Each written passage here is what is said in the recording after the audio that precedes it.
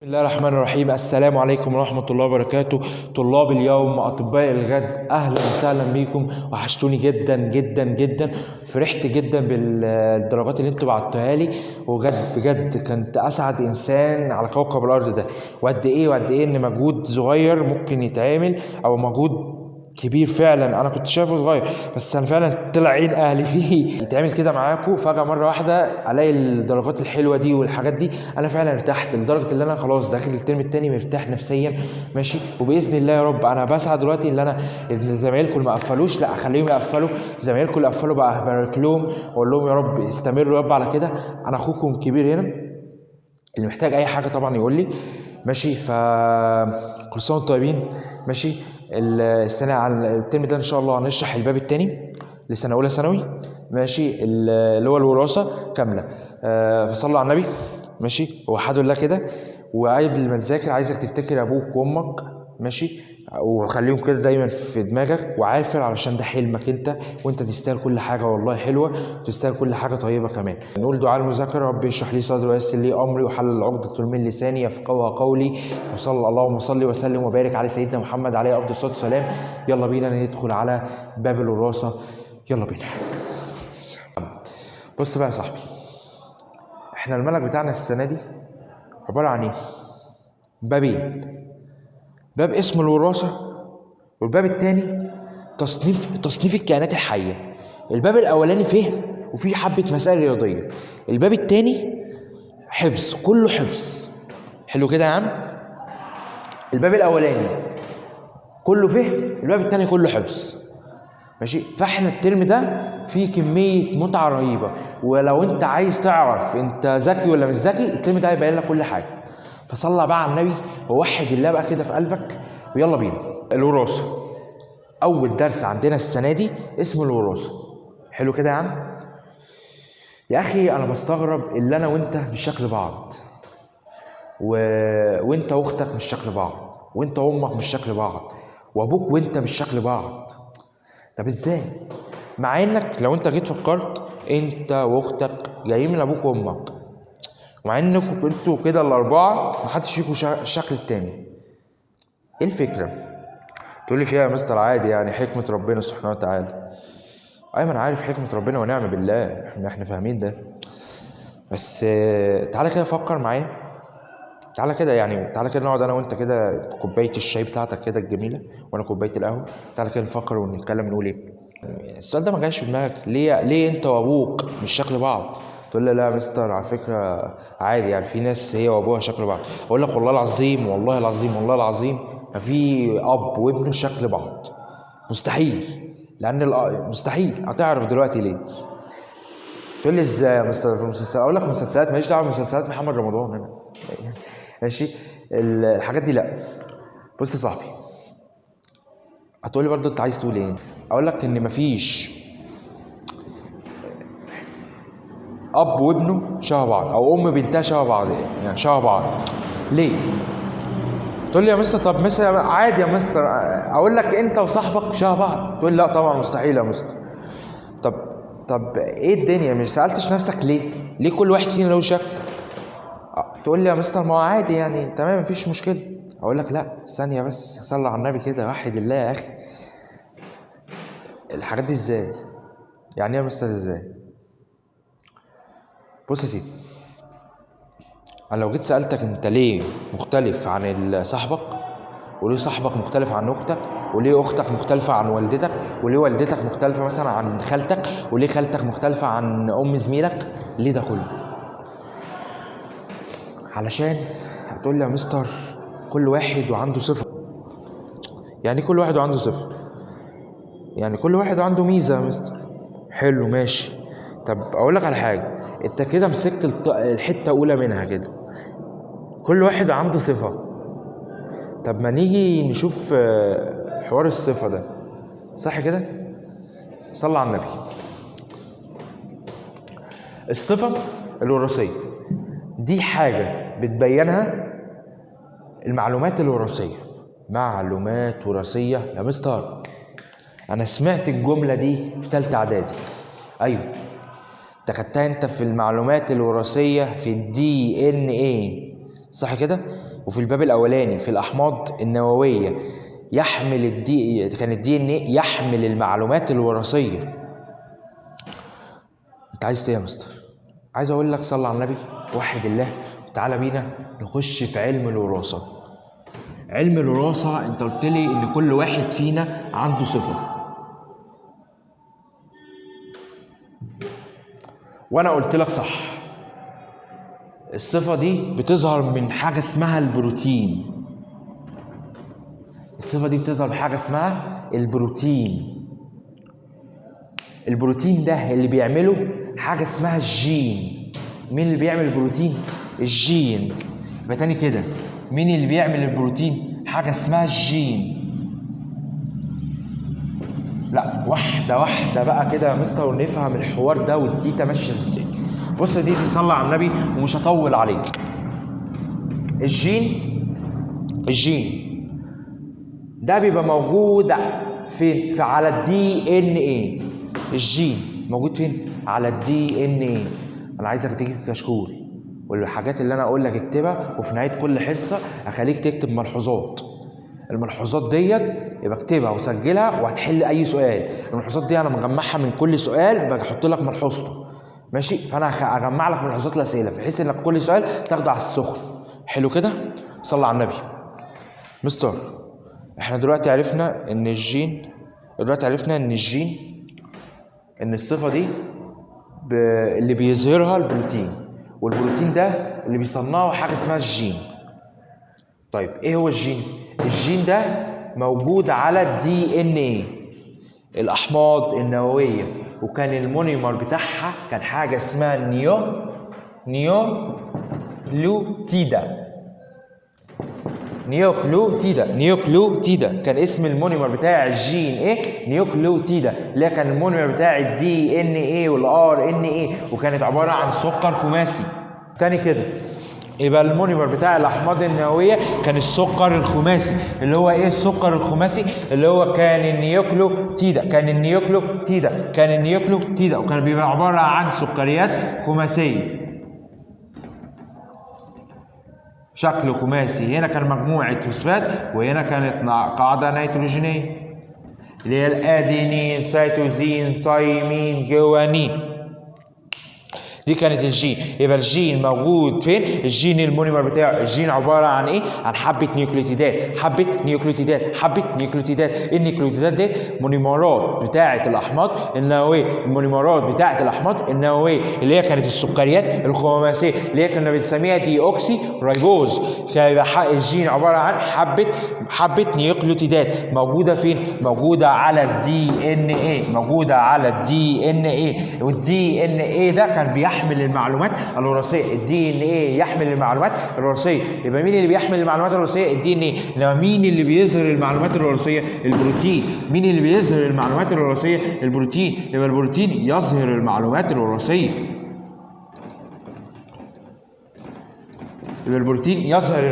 الوراثيه. الدي ان ايه كان بيبقى طوله قد ايه؟ الدي ان ايه طوله 2 متر. تعالى بقى كده صلى على النبي عليه الصلاه والسلام. افتكر معايا كده بقى ايه الترم الاولاني كان اول كلمه كنت بقولها لك ايه؟ جسم الانسان عباره عن اجهزه، اعضاء، انسجه، خلايا، عضيات، جزيئات، ذرات. حلو، هات لي الخلايا بقى. الخليه احنا كنا عشان نشوفها كنا بنشوفها العين المجرده. الخليه كان بيبقى حجمها قد ايه؟ كان بيبقى 6 مايكرو. يبقى حجم الخليه 6 مايكرو. و6 مايكرو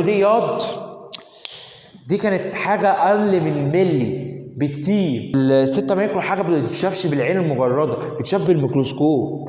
طيب الخليه كان جواها ايه؟ افتكر كده، الخليه كان جواها نواه، والنواه كان مساحتها 2 مايكرو. كان مساحتها قد ايه؟ 2 مايكرو. حجمها قد ايه؟ 2 مايكرو. يعني حاجه برضه ما تتشافش بالعين، انا محتاج ميكروسكوب الكتروني علشان اشوفها دي. طب ايه اللي هيحصل؟ الدي ان ايه بقى مثلا موجود فين؟ وايه علاقه الحوار ده بالدي ان ايه؟ لا، ما هقول لك ان الدي ان ايه موجود جوه المايكرو، قصدي النواه، موجود الدي ان ايه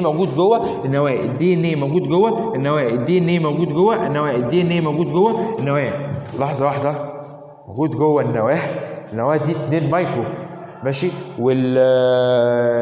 والنواة دي موجوده جوه الخليه اللي هي اصلا ايه؟ اللي هي ال6 مايكرو. لحظه واحده افهمها انا بقى ازاي ديت.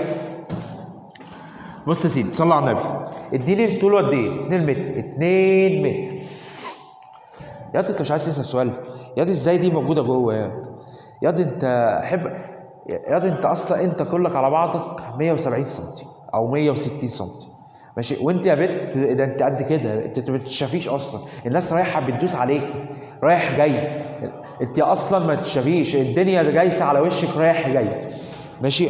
بصي فرماكي رايح جاي ما بتشافيش، الناس كلها ولا عاملاكي اي حساب، انت مالكيش اي حساب يا بت، ده انت كلك على بعضك 150 سم.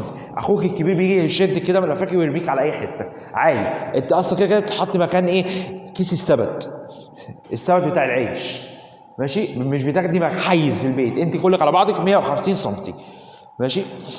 وانت ياض 160 سم، ما تفتكرش نفسك ان انت بقى هلق، انت 160 سم، وما تفتريش على اختك ياض ماشي، هيجي حد ويفتري عليك ماشي. فاهدى كده، ارحموا من الارض، ارحموا من في الارض يرحمكم من في السماء، وتلموا واسلكوا من جوه. المهم ازاي 2 متر يتحط جوه حاجه 2 مايكرو؟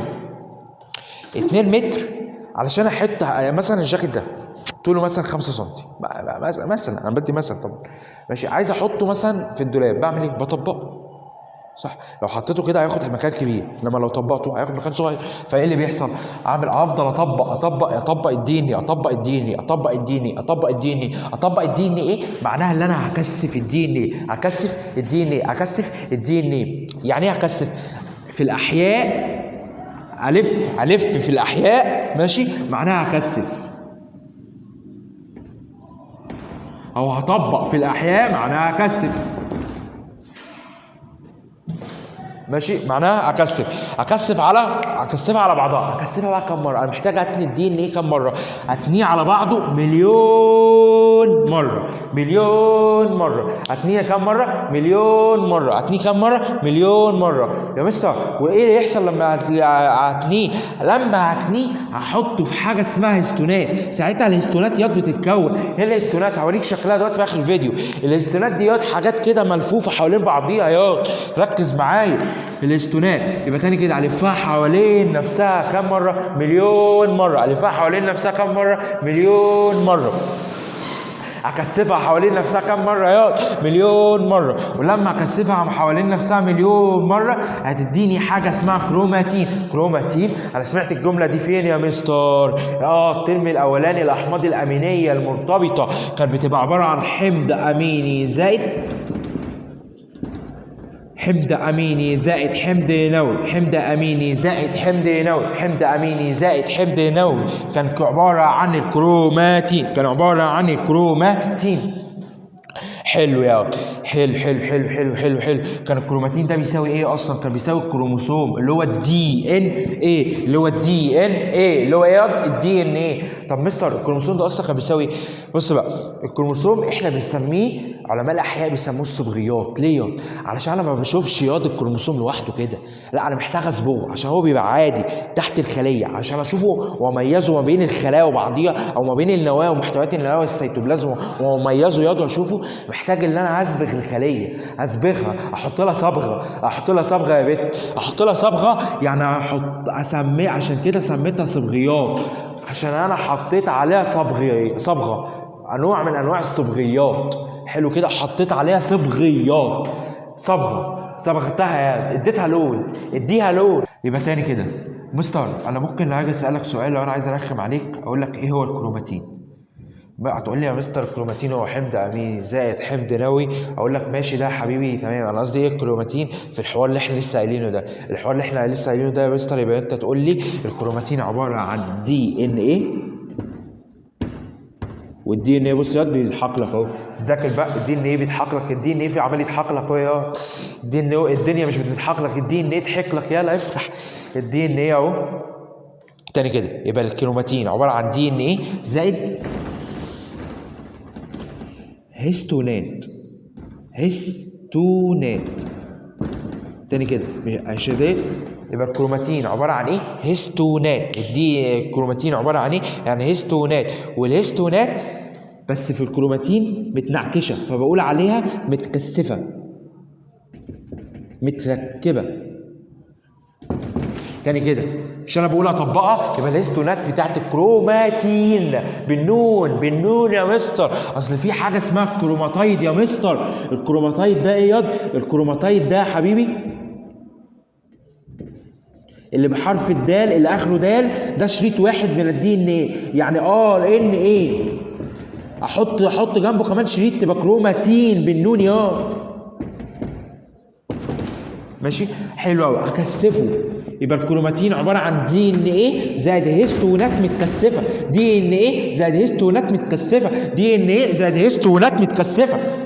اما الكروموسوم ياض اللي هو اصلا الصبغيات كان بيبقى اسمه دي ان ايه. الدي ان ايه برضه بيضحك لك اهو، الدنيا عماله تضحك لك يا يلا يا. الدي ان ايه كان اسمه دي ان ايه، وايه تاني يا حبيبي؟ هيستونات. مش ده بيساوي ده؟ ايوه، هيستونات مترتبه. واوريك شكلهم في الفيديو دلوقتي. هيستونات مترتبه. انما الكروماتين بالنون دي ان ايه زائد هيستونات متكثفه. الكروموسوم اللي هو الصبغيات دي ان ايه زائد هيستونات مترتبه. لو ترتبت تبقى كروموسوم، لو اتنعكشت تبقى كروماتين. حلو كده؟ حلو. صلى على النبي. هيجي يقول لك الطور اللي بيظهر فيه الدي ان ايه او الكروموسوم، قول له الطور الاستوائي يا حضرتك. الطور الاستوائي ايه هو الطور الاستوائي؟ الطور الاستوائي هو ليه سموه طور الاستوائي؟ عشان الدي ان ايه بيتجمع تحت بعضه كده على خط الاستواء، يبقى سموه الطور الاستوائي. يبقى اوضح ظهور للكروموسومات في الطور الاستوائي. لحد كده في مشكله؟ لا يا مستر كده تمام، وانا مرضي والدنيا زي الفل ومفيش اي حاجه. صلى على النبي بقى ياض.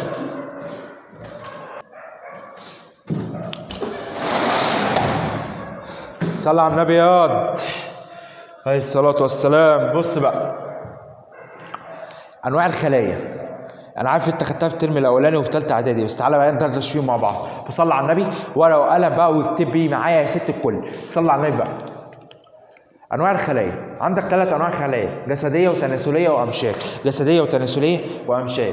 الجسديه زي معظم انواع الجسم، زي العين والجلد والدراع والصوابع والكليه والبنكرياس واي حاجه جوه جسمك ياض. اي حاجه جوه جسمك او اي حاجه في جسمك تبقى جسديه. امال التناسليه يا مستر؟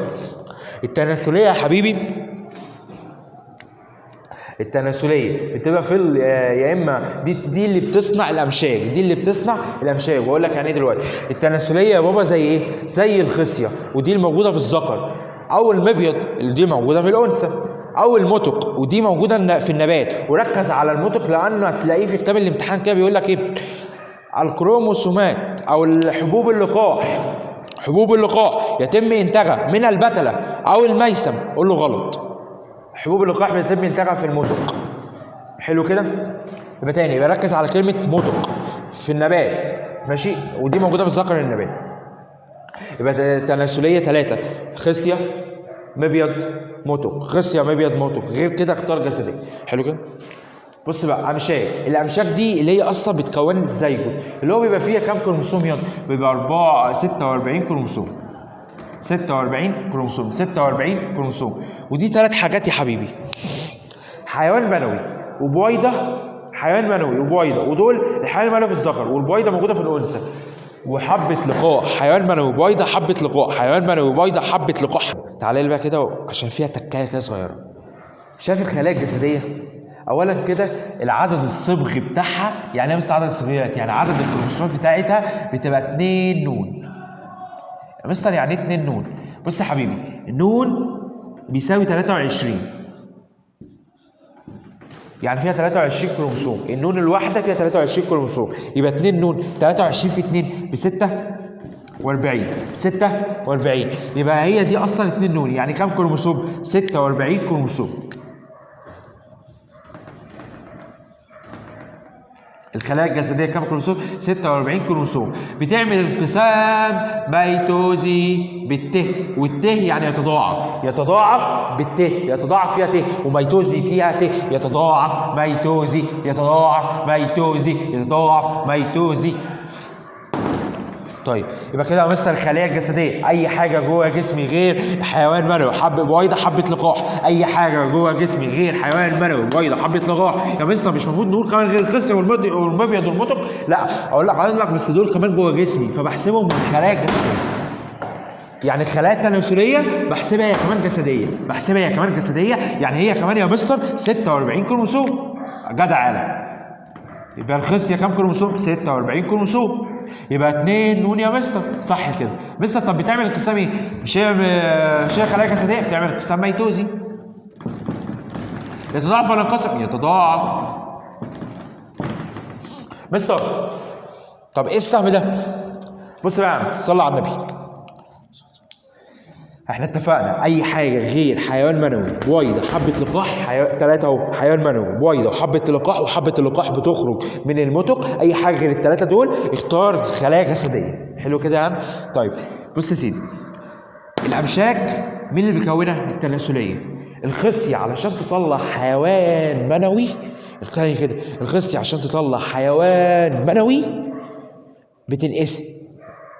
مستر مش انت قلت لي انها بتتضاعف؟ يعني 2 نون تبقى 2 نون و2 نون. ماشي، ليه قلت لي تنقسم؟ يعني المفروض يا مستر 2 نون تبقى كده، يتضاعف تبقى كده بقى 2 نون و2 نون، خدناها في ثالثه اعدادي. اقول لك ايوه هي فعلا بتعمل كده. بص يا حبيبي، الخصيه منها لنفسها تعمل انقسام ميتوزي، انما لو عايزه تنتج حيوانات منويه تعمل انقسام ميوزي، ينقسم ميوزي. ميوزي ده فيها ايه؟ اللي فيه يه يبقى مع اليه، ينقسم ميوزي، ينقسم ميوزي، ينقسم ميوزي، ينقسم. لحظه واحده يا مستر، هو الزيجوت 46 بس الامشاج نفسها، اصل الحيوان المنوي ده مش زيجوت، لا الحيوان المنوي ده مشيج، هي بتكون لي الزيجوت. انما الحيوان المنوي ده يا مستر انت بتقول لي ينقسم من 46، يعني بينقسم نصين، ال 46 اقسمها لي ياض نصين ياض تبقى نون، 46 اقسمها نصين تبقى نون، والنون بتساوي كام؟ 23. يبقى الحيوان المنوي 23، البويضة 23، حبة لقاح 23. يبقى عدد الكروموسومات في الحيوان المنوي هي كام؟ 23. عدد الكروموسومات في البويضة 23. عدد الكروموسومات في حبة اللقاح 23. طيب يا مستر يبقى كده يا مستر انا فهمت حاجه، ثانيه واحده. يبقى الخلايا التناسليه هي من نفسها خلايا جسديه اصلا، فتعمل انقسام ميتوزي يتضاعف. انما لو عايزه تدي لي امشاج، لو دي عايزه تديك ديات تعمل ايه؟ انقسام ميوزي، ميوزي ينقسم، وهتاخدها ان شاء الله بالتفصيل في ثالثه ثانوي. في اي مشكله كده؟ حلو كده. يبقى تعالى كده نجمع مع بعض. يبقى حبه اللقاح اي حاجه في الامشاج بتبقى 23، لان الامشاج اصلا بتديني زيجوت، والزيجوت هو 46. وبمناسبه الزيجوت تعالى كده نفكر، تعالى كده نفكر شويه. بص صلى على النبي.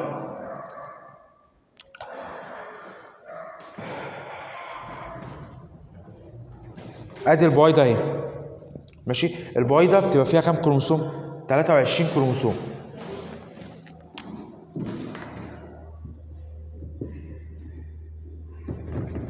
البويضه فيها كام كروموسوم؟ 23 كروموسوم. حلو قوي.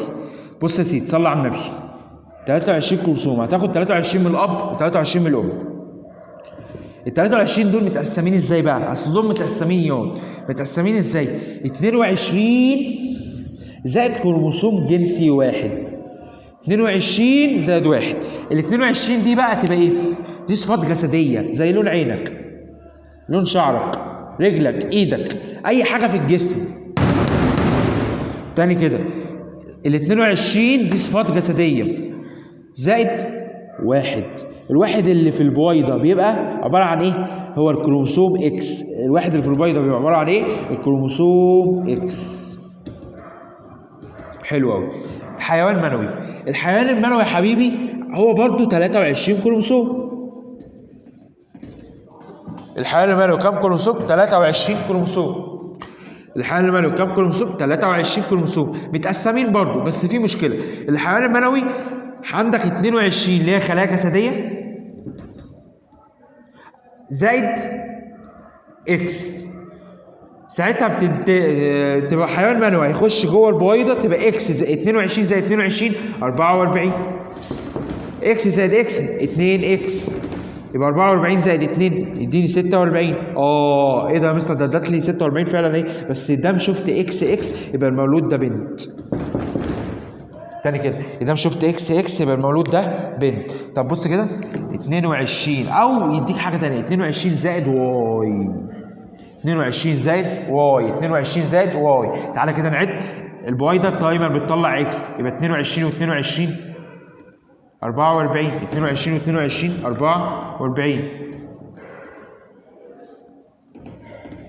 22 و22 44، اكس زائد واي اكس واي، اكس زائد واي اكس واي، اكس زائد واي اكس واي. بعدها ايه اللي بيحصل؟ بص كده يا حبيبي، 44 زائد ادي كده 1 ادي كده 2، يبقى 44 زائد 2 هيديكي 46. بس اول ما تشوف حرف الواي يبقى ده ولد. مبروك انت جبت ولد. عرفت منين اللي هو ولد؟ اول ما شفت الكروموسوم حرف واي، اول ما شفت الكروموسوم اللي بحرف واي، اول ما شفت الكروموسوم اللي بحرف واي، اول ما شفت الكروموسوم اللي بحرف واي. صلى على النبي بقى. الكروموسوم بحرف واي ده ماشي. يبقى تاني كده الحيوان المنوي بيبقى يا اما في اكس يا اما في واي، والكروموسومات بتاعتها هم 23 كروموسوم. بص لو سألك في الامتحان هيسألك على كروموسومات جسدية في الحيوان المنوي، جسدي حيوان منوي قول له 22، جنسي حيوان منوي 1. اهو يا مستر مش الحيوان المنوي كله على بعضه 23؟ في كام جسدي؟ في 22 جسدي وواحد بس جنسي، يا اما الاكس يا اما الواي. البويضه كلها على بعضها كده 23، فيها كام جسدي؟ فيها 22 جسدي. وكام واحد جنسي؟ هو واحد برضه جنسي. حلو كده يا عم. يبقى تاني كده لو سالك على الخلايا الجسديه اللي جوه الحيوان المنوي، الحيوان المنوي 23 يا مستر، الخلايا الجسديه 22، الخلايا الجنسيه واحد بس. ماشي يا عم. طيب لو سالك على عدد الكروموسومات وسكت في الحيوان المنوي، عدد الكروموسومات في الحيوان المنوي قول له 23 كروموسوم. فيها مشكله يا عم؟ التورس الكروموسومي، العلماء علشان يدرسوا الكروموسومات لقوها اللي هم 46 كروموسوم. 46 كروموسوم يعني كام يعني حاجات كتير. فالعلماء قال لك علشان احنا ما ندرسهاش، عشان زي ما ندرسش كلها ونتلخبط، فالعلماء قال لك ايه؟ احنا نعمل لها ترتيب نسميه التورز الكروموسومي. طب هنرتبها ازاي؟ بيقول لك نرتبها تنازليا، نرتبها تنازليا، نرتبها تنازليا، نرتبها تنازليا، نرتبها تنازليا. يبقى تاني كده نرتبها ازاي؟ نرتبها تنازليا. بص بقى كده نرتبها تنازليا على حسب يا مستر، على حسب الحجم، على حسب الحجم. يبقى احنا بنرتبها تنازليا على حسب ايه؟ على حسب الحجم، وبعدين نرقمها. مش فاهم حاجه، صلى على النبي. في الامتحان هيجيب لك رسمه زي دي. بص كده ادي 1 2 3 4 5 6 7 8 9 10 11 12 13 14 15 16 17 18 19 20 21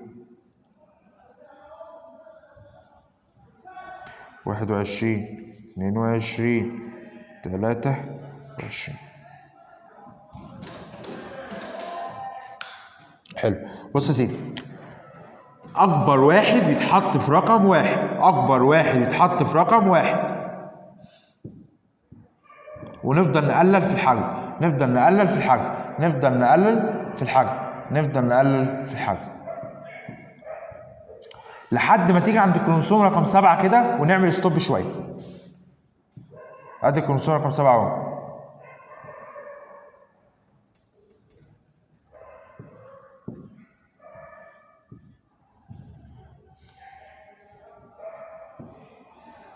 بص بقى كده، وبعدها الكروموسوم رقم 8،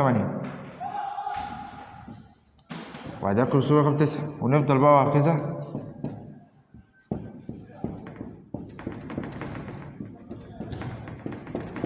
نفضل نصغر في الحجم، نصغر في الحجم لحد ما نوصل للكروموسومات الأخيرة.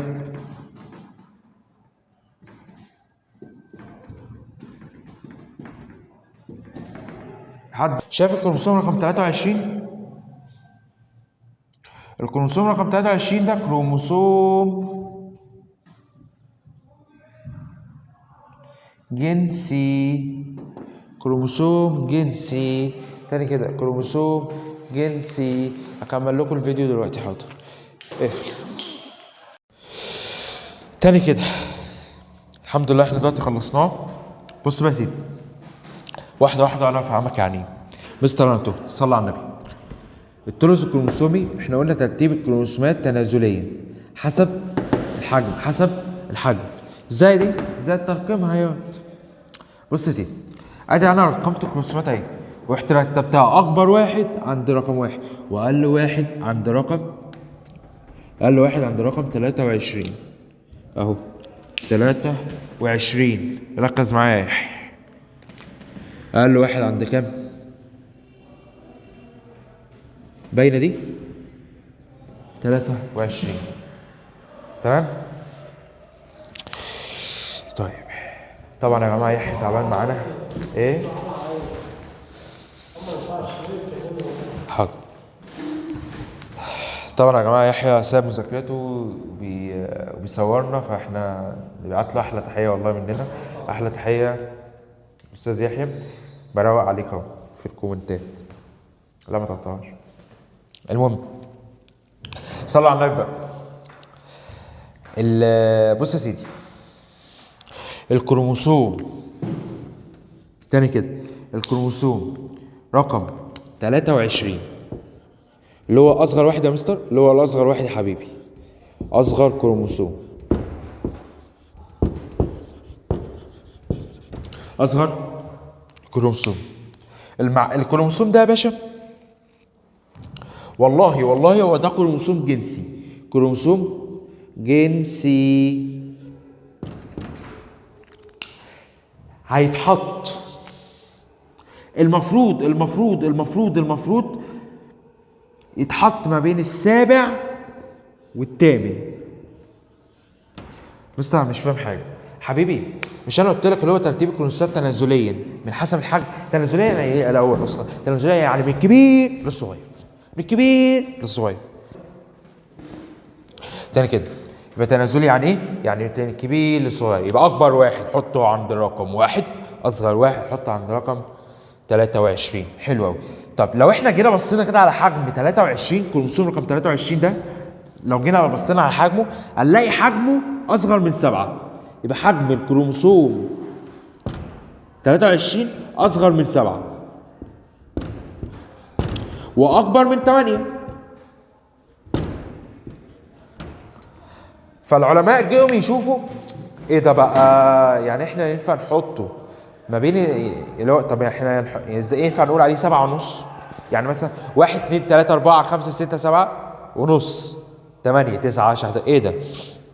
ايه 7.5 ده؟ مطب يعني؟ ده فصل اعلاني يعني ايه 7.5؟ ايه ده يعني ايه؟ مفيش حاجه اسمها كده.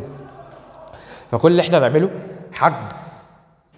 العلماء قال لك ايه، بص عشان ما نحيرش، احنا نجيب ده الكروموسوم ده اللي احنا بينا وبين بعض عارفين اللي هو المفروض يتحط ما بين 7 و8 ماشي، بس نجيبه ونحط رقم 23 اخر حاجه نحط رقم 23، نحط رقم 23، نحط رقم 23، ويبقى كده الزوج الجنسي هو رقم 23، وده الزوج اللي هو المفروض يتحط ما بين السابع والثامن، بس احنا حطيناه رقم 23 عشان هو ده الزوج اللي بيبين ده ذكر ولا انثى. ايه بيبين ذكر ولا انثى؟ ازاي يا مستر؟ والله يا حبيبي لو لقيت اكس واي يبقى ذكر، لقيت اكس يبقى انثى. الله، ايه ده يا مستر؟ هيجيب لك الامتحان اكس واي اكس؟ لا مش هيجيب لك الامتحان اكس واي. امال هيجيب لك ايه يا حبيبي؟ والله هو هيجيب لك، بص يا حبيبي، هيجيب لك اكس عادي كده، تقول له مثلا دي اكس اكس، لا انا قصدي هو هيجيب لك شكل كروموسومي، يعني شكل كروموسومي كده. بص بقى، لو لقيت الكروموسومين طول بعض نفس الطول لو لقيت الكروموسومين نفس الطول يبقى انثى. لو لقيت واحد صغير واحد طويل اهو، واحد صغير واحد طويل يبقى ذكر. ليه؟ لان الكروموسوم واي صغير قصير. تاني كده، لان الكروموسوم واي قصير. يبقى مين اطول؟ الكروموسوم اكس. مين اقصر؟ الكروموسوم واي. حلو كده؟ اقصر واقل عدد على فكره، ولسه هديها لك في الملحوظات. حلو كده؟ لحد كده مش كده؟ يبقى تاني، يبقى انت كده اول ما يدي لك جدول زي ده تبص على حاجتين. اولا كده، هو الجدول ده فردي ولا زوجي؟ يعني في كروموسومين ولا كروموسوم واحد؟ والله لو كروموسومين يبقى دي صفات جسديه يالا، مش هو 2 نون يبقى 2 نون، يبقى دي صفات جسديه 1 2. انما لو لقيت دي بس كده، لا هي واحده ماشي، وادي كده واحد، ادي كده 2 ويفضل مكمل، دي كده واحده، لا بقى يبقى دي صفات جنسيه لان نون ماشي. طب لو لقيتها كده ويفضل بقى مكمل زوجي، لا زوجي بقى يبقى 2 نون، يعني صفات جسديه. حلو كده يا صاحبي؟ حلو يا باشا. بعديها بنعمل ايه بقى؟ بعديها دخلنا على تبص على اول حاجه، دي زوجي ولا فردي؟ والله لو زوجي يبقى كروموسومات جسديه، لو فردي يبقى كروموسومات جنسيه. بعدها تبص على رقم 23 تشوف ده ذكر ولا انثى. لو لقيت واحد قصير وواحد طويل يبقى ذكر، والاثنين طوال او الاثنين يعني الاثنين نفس الطول يبقى انثى. بس كده تمام يا عم؟ تمام. بص بقى يا عم، يبقى احنا كده خلصنا الثلث الكروموسوم. شفت اللي احنا قلناه بقى؟ شفت الرزع اللي احنا رزعناه ده؟ مين اللي قال الكلام ده بقى؟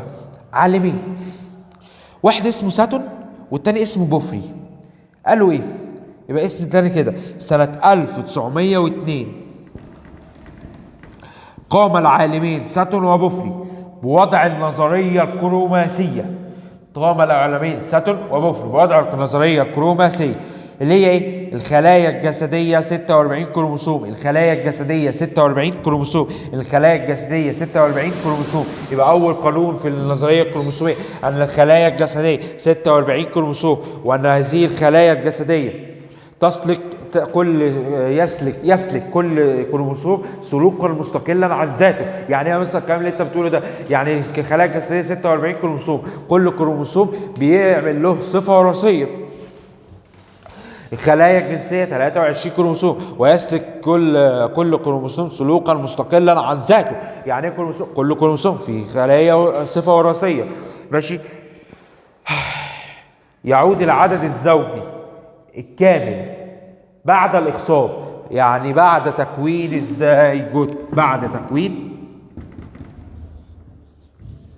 الزيجوت، هنا يسلك سلوك مستقل عن ذاته.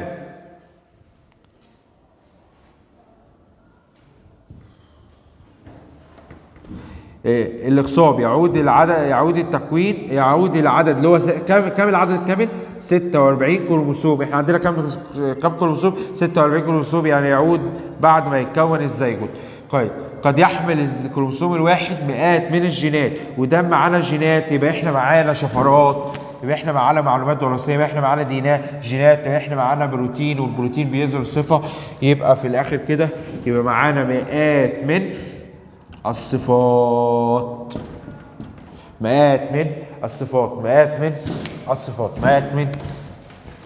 الصفات، يبقى تعالى كده نكمل نقول كده. يبقى احنا خدنا ان الجين بيديني، الجين هو تتابع من النيوكليوتيدات محطوطه جنب بعضيها وبتمثل شفرات، والشفرات موجوده على الدي ان ايه، والدي ان ايه اللي هو طوله 2 متر يتلف حوالين بعضه، اللي هو بيحمل المعلومات الوراثيه، يتلف حوالين بعضه، وبعد ما يتلف حوالين بعضه يتلف كام مره؟ يتلف مليون مره، ويديني هيستونات، والهيستونات تديني كروماتين بالنون، كروماتين بالنون، كروماتين بالنون. والكروماتين هي اصلا كروموسوم، والكروموسوم العلماء سموها صبغيات، والكروموسوم العلماء سموها صبغيات، والصبغيات كانت اسمها دي ان ايه زائد هستونات. الصبغيات دي ان ايه زائد هستونات اللي هي مترتبه ولا متنعكشه؟ مترتبه. انما المتنعكشه كروماتين اللي هو اصلا كروماتين دي ان ايه زائد هستونات متكثفه، دي ان ايه زائد هستونات متكثفه، دي ان ايه زائد هستونات متكثفه. بعديها عرفنا ان الخلايا 3 انواع: جسديه، تناسليه، امشاج. اهم حاجه الجسديه والامشاج.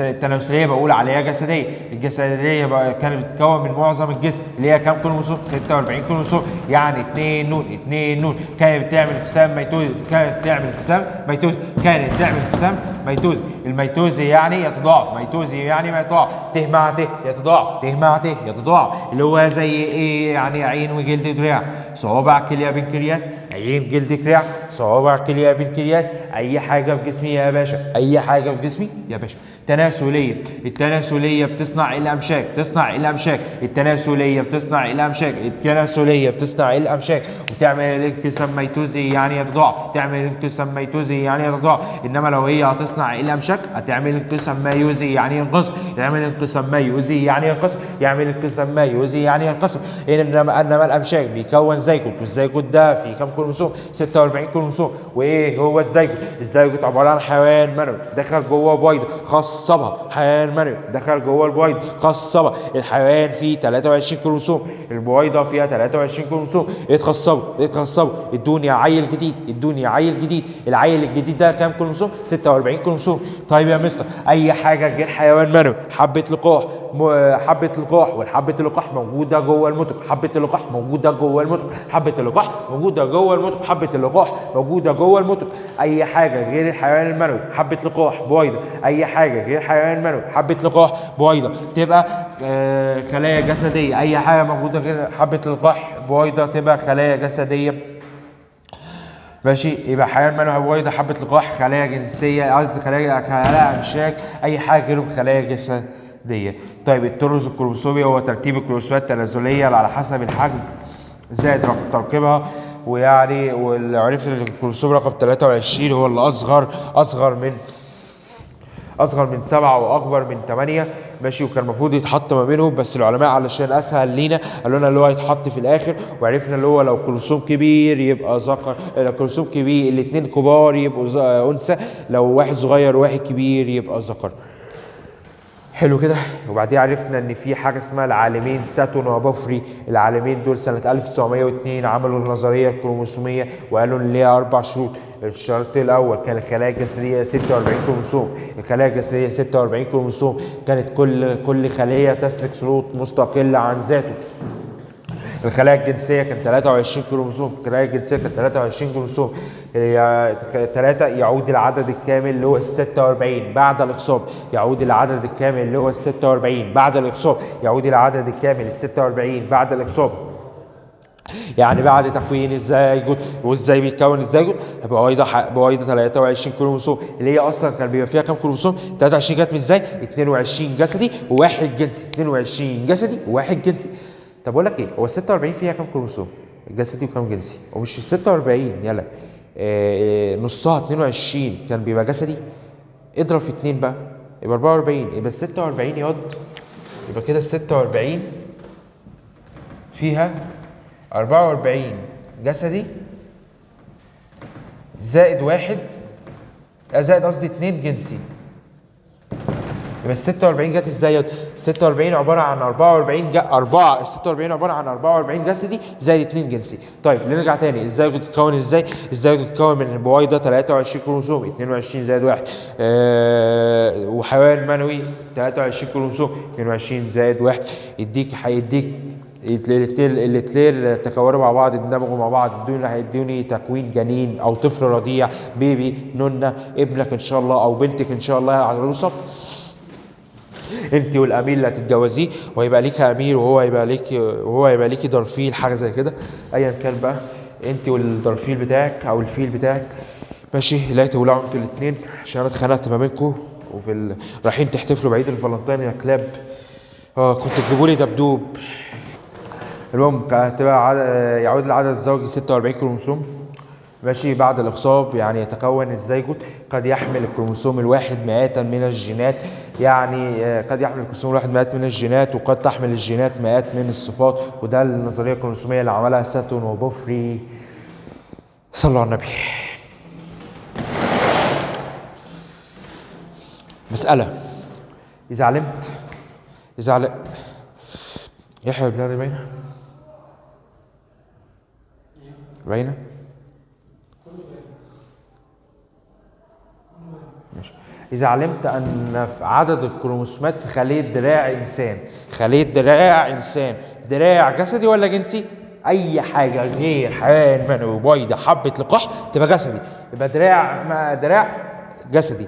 يبقى كام كروموسوم؟ 46 كروموسوم. طيب احسب عدد الكروموسومات في البويضة. بص يا سيدي يحيى، دي باينة؟ انت ممكن تعمل الكاميرا بقى كده عشان انا همشي في الجزء ده. انا خلصت هنا، انا ناقص لي الحته دي ودي. خلاص. طيب تاني كده، اذا علمت ان عدد الكروموسومات في خليه دراع انسان 46. دراع انسان دي جسدي ولا جنسي؟ جسدي. نكتب عليها جسدي. يديكي 46 كروموسوم. ماشي. اوجد عدد الكروموسومات في البويضه. بص يا سيدي، دي ملحوظات اللي انا بقول لك اكتبها. اول ملحوظه، لو معاك خليه جسديه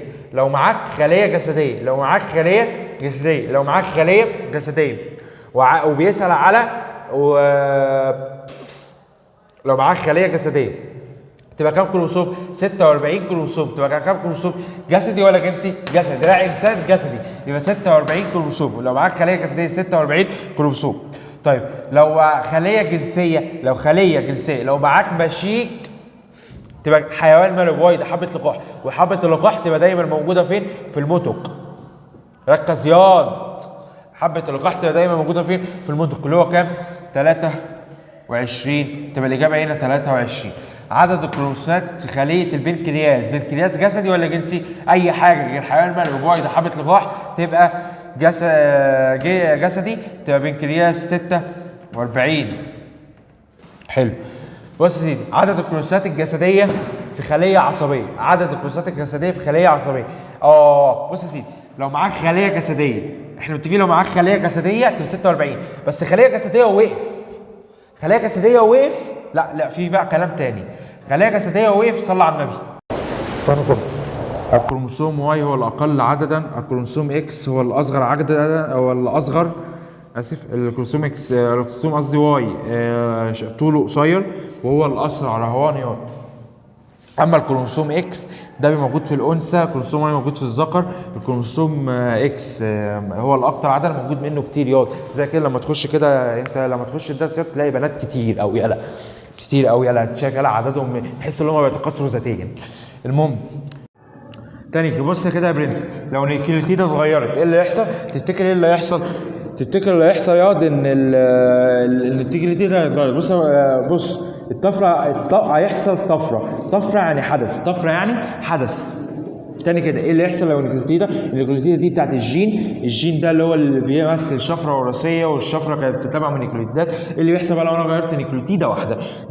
اللي يحصل ليها طفرة، والطفرة دي معناها حدث. يعني الحدث ده يعني هيتغير الجين، لان النيوكليوتيدة كانت تبع الجين. حلو قوي. يبقى يتغير الجين، ولما هتغير الجين كانت يعني غيرت كام نيوكليوتيدة؟ هي نيوكليوتيدة واحدة. يبقى انا كده هغير صفة واحدة فقط. يبقى هتلاقيها في الاختيارات تغيير جميع الصفات الوراثية. غلط.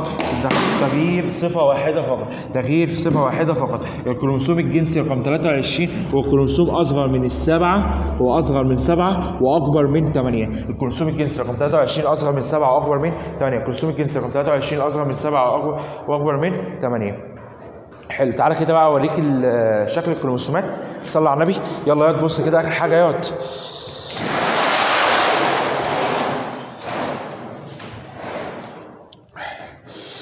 بص كده، بص بقى صاحبي، ادي الخليه اهي كان قطرها كام؟ 6 مايكرو. النواه اهي كان قطرها كام؟ 2 مايكرو. النواه كان فيها دي ان ايه، الدي ان ايه اللي هو الكروموسوم. شايف ده يا معلم؟ كروموسوم اهو، كروموسوم. شايف بقى الخط ده؟ انا هات الكروموسوم كبره، نكبر نشوف الخط ده. شايف الخط ده؟ شايف الخط الجميل ده؟ الخط الجميل ده اللي هو الكروماتين. الكروماتين كانوا عباره عن ايه؟ كانوا عباره عن دي ان ايه زائد هيستونات متكثفه، متنعكشه. شايف كده اهي، هي متنعكشه. شايف متنعكشه. شايف كده نازله ازاي؟ شايف ده نازله ازاي؟ يبقى ده كده اسمها هيستونات متنعكشه، هيستونات متكثفه. ده بيبقى عباره عن كروماتين. نكبر. ماشي. نشوف ايه بقى يا معلم؟ نشوف الهيستونات. نشوف الهيستونات. هدي بقى كده، بص كده. ايوه، نشوف الهيستونات. نرجع تاني بقى على الكروماتين وتشوف ادي الدي ان ايه اهو. بعديها خلاص بنشوف ايه بقى؟ الكروماتين. نشوف الكروماتين. بعديها شباب ادي الهيستونات تانية اهي. نشوف الدي ان ايه. ادي الدي ان ايه كان عباره عن هيستونات مترتبه. شايف يلا مترتبه ازاي؟ وشايف يلا متاخده لون، يعني مديها لون، يعني صبغيات. هي يلا الهيستونات هي شايف يلا متنعكشه. شايف يلا الترتيب بتاعها ازاي؟ يلا متنعكش ازاي؟ شايف متنعكش ازاي؟ تمام. اللي بعديها تاني هيستونات متنعكشه. اللي بعديها ادي الخليه 6 مايكرو، 2 مايكرو. بعديها هيستونات 2 الدي ان ايه اللي هو 2 متر. بعديها بنشوف الكروماتين. بعديها الهيستونات متنعكشه. بعديها بنشوف الدي ان ايه مترتب، وكان بيبقى يديله الوان. فكنا مسمينه صبغيات. وبكده نكون خلصنا الدرس. ماشي، الحمد لله. اللهم إننا نحمدك حمدا كثيرا طيبا مباركا، ولا إله إلا أنت سبحانك إني كنت من الظالمين، ولا حول ولا قوة إلا بالله. حمدا كثيرا طيبا مباركا. اتمنى ان انت تذاكر الملحوظات دي تكتبها، وانا اكتب المعلومات دي في صندوق الوصف. انقلها بس، ماشي. وانزل صوره السبوره كمان، واسيب رقمي في البايو، هسيب رقمي في البايو فوق، وفي صندوق الوصف، وفي التعليقات كمان هسيب رقمي عشان تخش جوه الجروب، ادخلك وتمتحن امتحانات دوريه.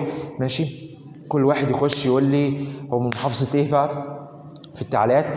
ماشي. وما تنساش اللايك والشير عشان زملاتك تستفيد منها. ماشي. وافتكر دايما ان والدك عايز يفرح بيك، والدتك عايزه تفرح بيك. فرحهم بيك. ذاكر شويه واتعب. ماشي. وتتعب شويه عشان حلمك يستاهل، وعافر وخليك قدها. ماشي. وافتكر دايما ان انت دلوقتي طالب، بكره ان شاء الله دكتور، وانت دلوقتي طالبه، بكره دكتوره وربة بيت وربة منزل ودكتوره قد الدنيا. وكان ليا الشرف ان انا بقيت معاكم.